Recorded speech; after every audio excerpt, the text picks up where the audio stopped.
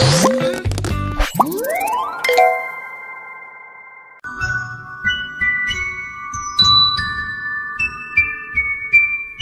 गांव में मोहन नाम का एक गरीब लड़का रहता था।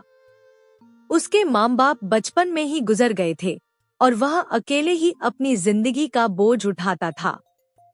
कभी खेतों में काम करता, कभी लोगों के बर्तन धोता, कभी किसी की दुकान में हाथ बटाता। उसके पास धन दौलत तो नहीं थी, मगर एक चीज जो वह हमेशा संभाल कर रखता था, वह थी उसकी ईमानदारी। एक दिन मोहन को एक जरूरी काम के सिलसिले में शहर जाना पड़ा। वह पैदल ही सफर कर रहा था। रास्ते में एक जगह उसे जमीन पर पड़ा हुआ एक पर्स दिखाई दिया।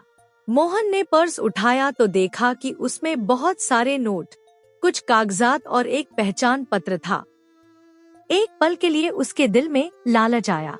इतने पैसों से तो मैं महीनों चैन से रह सकता हूँ, उसने। मगर तुरंत ही उसके दिल की आवाज आई, अगर मेरी कोई कीमती चीज खो जाए तो मैं भी यही चाहूंगा कि कोई ईमानदार व्यक्ति मुझे वह वापस करे। उसने फैसला किया कि वह यह पर्स वापस करेगा।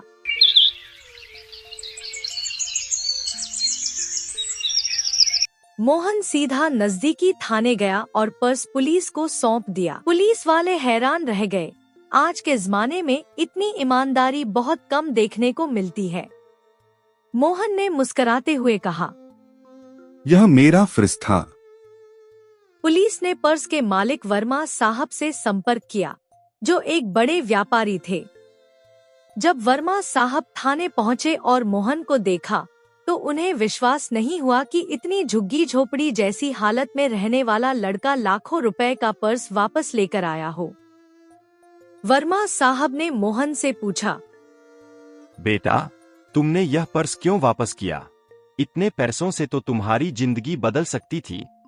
मोहन ने नजरें झुकाते हुए कहा, साहब, मेरा ज़मीर मुझे चोरी करने की इजाजत नहीं देता।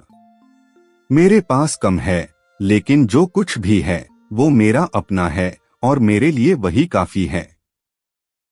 वर्मा साहब बहुत प्रभावित हुए।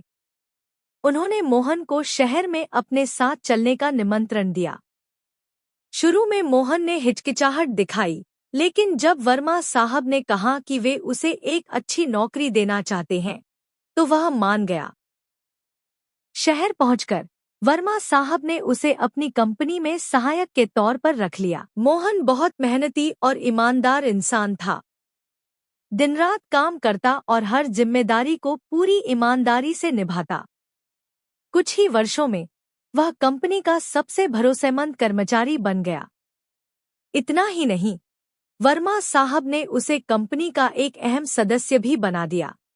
अब मोहन वही गरीब लड़का नहीं रहा, वह एक सफल और सम्मानित इंसान बन चुका था। मगर उसने अपनी सादगी और ईमानदारी को कभी नहीं छोड़ा। उसके गांव में जब लोग उसकी कहानी सुनते, तो बच्चों को यही सीख दी जाती